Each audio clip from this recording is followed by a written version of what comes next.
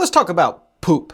Yeah, let's talk about poop, because if you live in any type of an off-grid situation, whether it's an off-grid cabin like I got, or you're out on an RV, or you're van lifing, or even if you're out on a boat, you gotta have a place to take a poop. And so my friends over at OGO sent me the OGO Origin. And this thing is a compost toilet that is a little bit high tech. We're gonna get into that. It's my 90-day review of using this thing, me and the wife, and what we love about it and the things we don't love about it. Let's jump into it. All right, so this is the OGO Origin. This is their big boy. They also have a smaller version as well. But this is the one that we got. It suits our needs pretty well.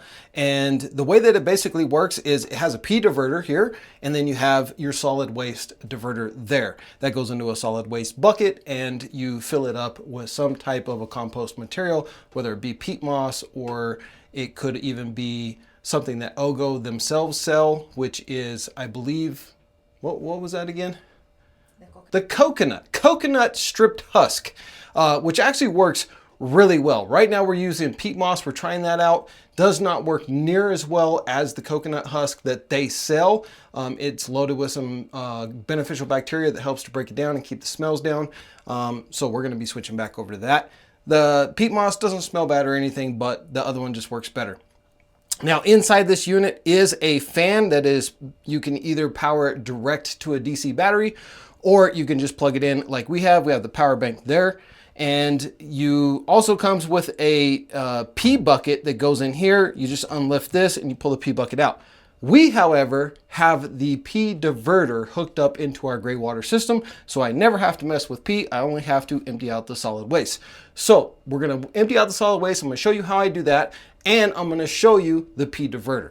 Before we jump into that, this right here, this button, is the mixer button. So when you turn this on, it will start mixing up all of the solid waste, which is pretty cool. And you just hit it again to turn it off. It'll automatically turn off itself.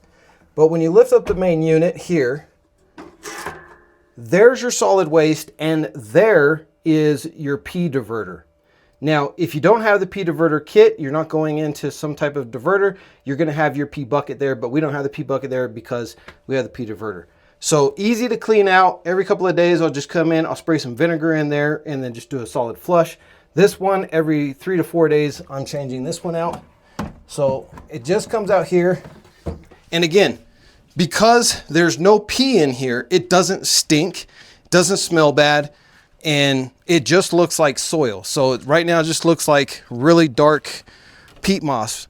Because this thing has the mixer in it, it helps to aerate it, and because you're not mixing it with urine, it keeps that smell down, and it helps to break this down.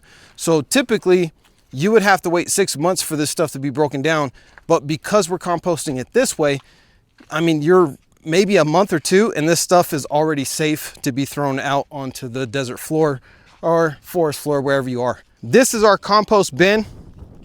So right now this has waste in it that's a couple of months old. And then I'll be taking this waste and putting it into that bin here come pretty shortly. But I just take this bucket and I just dump it in there like so.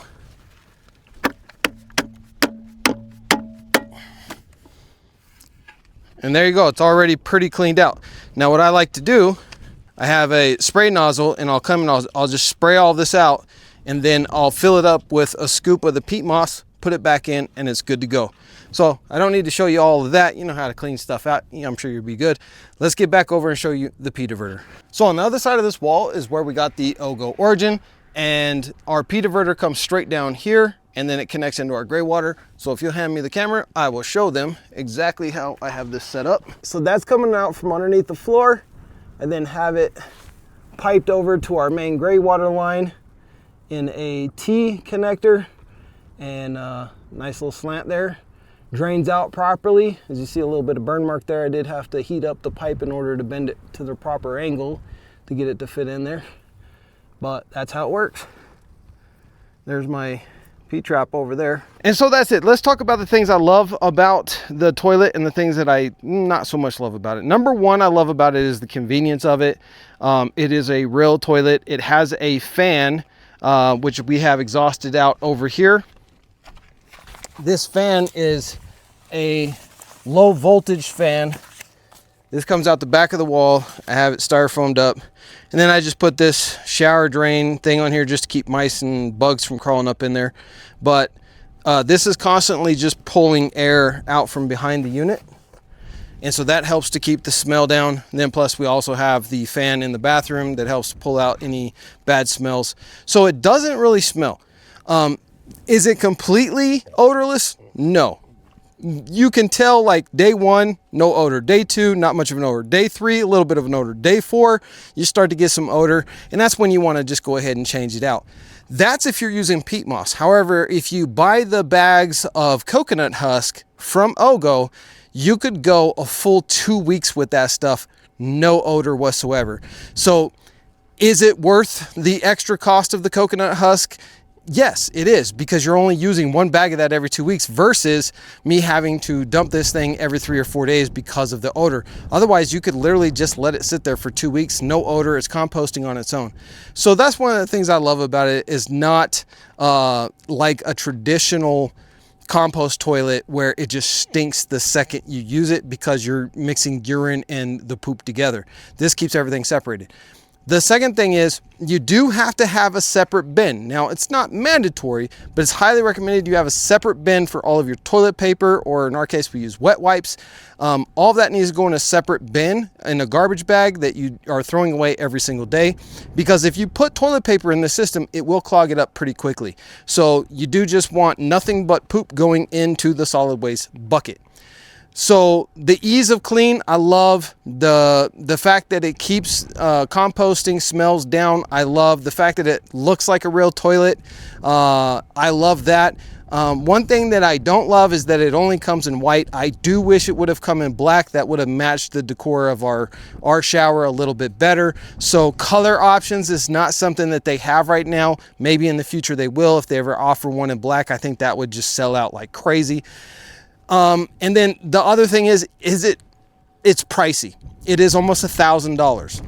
However, the convenience of this thing versus a traditional bucket that you build for compost, and the modern side of it, ease of cleaning, keeping the smell down, it's definitely worth every single penny. Would I change anything? No. In fact, going compost from using a regular toilet that is just wasting clean water, to me, I even feel better about myself knowing that I'm not wasting clean water. So guys, a link is down in the description. If you want to get yourselves one, go and check them out. OGO, great company, American built. They will take good care of you. Tell them I said so.